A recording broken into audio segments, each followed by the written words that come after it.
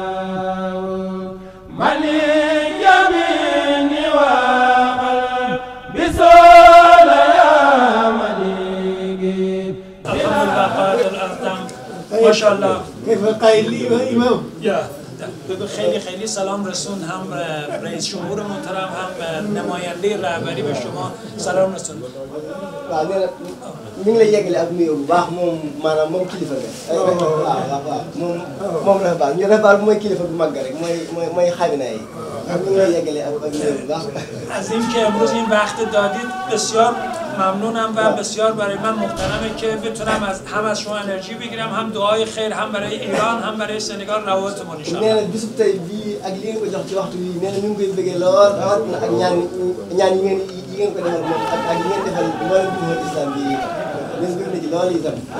افتخاریه برای من و همکاران بتونیم با یه رهبر معنوی و مذهبی و دینی که محبوب مردمه ملاقات کنیم خدا رو شکر بکنیم. waaw nee na loolu ndam la ci ñoom lu kawe ñu mën a toog ak kilifa bu toll ne yow ci wàllu maanaam ci wàllu diine waaye rawatina itam ci wàllu yàlla ñu mën a am kilifa ci toog kilifa bu mel noonu loolu ndam la ci ñoom lool te dégg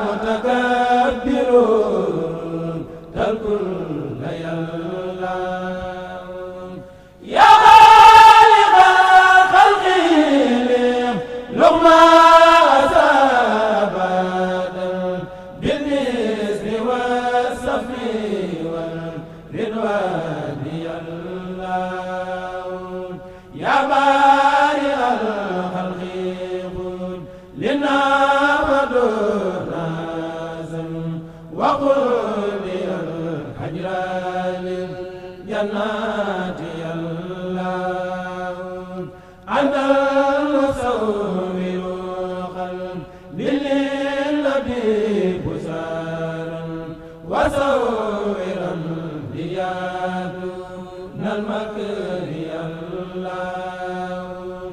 كحسيات دارك بعد ديدار شما با جناب آقای خلیفه. بسم الله الرحمن الرحیم و بهی نستعین انه خیر ناصر و معین. بسیار خدا را شاکرم که این فرصت و این به من داده شد که بتونم امروز هم از شهر توبا، شهر مذهبی توبا بازدید کنم. Je remercie le Tout-Puissant d'avoir rencontré le Khalif général de Mourides. Je remercie le Tout-Puissant de m'avoir accordé cette occasion. محبوب و دوست داشتنی من طریقه موریدیه notre guide دیدار کنم. est un guide mondial très respectueux à travers le monde entier. افتخار خوبی بود که امروز روز جمعه این دیدار صورت گرفت و این دیدار رو به فال نیک میگیرم برای همه مسلمان‌ها و همه دیدار ایران و سنگال. A eu lieu dans des meilleurs jours, comme vous le savez, le vendredi est un jour très important pour tous les musulmans. استقبال همکارایشون استقبال و مهمان نوازی خیلی خوبی داشتن و j'ai été bien accueilli par toute la délégation de Touba. و آقای خلیفه هم بسیار علیرغم خستگی و ملاقات‌های زیاد داشت کاملا با خیال راحت فرصت داد به ما و تونستیم با هم دیگه خیلی صمیمانه صحبت کنیم. On a pu avoir une vingtaine de minutes et échanger certains points communs.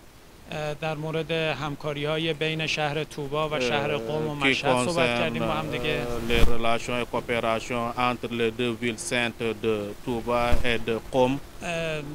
همکاری‌های از بین مسلمان‌ها و دعای خیری که از ایشون خواستیم برای این شرایط سختی که تو برخی کشورهای اسلامی actuelle des pays musulmans, فلسطین، غزه و comme exemple la Palestine, la Syrie, le Yémen. رفع مشکلات مسلمان‌ها que le Tout-Puissant puisse nous donner la stabilité et la paix. ارتقاء جایگاه مسلمان‌ها شده. L'unité, la paix un peu partout dans le monde. وحدت و ارتقاء جایگاه اسلام و مسلمان‌ها همواره مد نظر و تاکید ایشون هم بود. ما هم تاکید کردیم این موضوع رو. Il a insisté aussi sur l'unité, le pardon, l'entraide entre les musulmans. و امیدوارم که اون همت والایی که خلیفه شیخ احمد بامبا داشته برای گسترش و ترویج اسلام و جناب خلیفه الان هم که به علم و دانش و cette rencontre a été vraiment une rencontre pleine de succès. و ایشون هم به این علم و دانش و ترویج دین خیلی تلاش داره. امیدواریم که همواره جایگاه اسلام و مسلمان‌ها توی آفریقا و جهان همواره بدرخشند. Voilà le fruit de ces enseignements qui en train de guider toute la population non seulement au Sénégal mais à travers le monde entier. soo leen bëggee abonné ci chaîne bu mag bii di Académie Minane dem leen YouTube bind Daaru Minane ngir nag nga abonné yomb na bësal cloche bi lépp yemb su boobaa dara nag dootu la rawati ci actualité ci communauté mouride ak chaîne bii di Daaru Minane.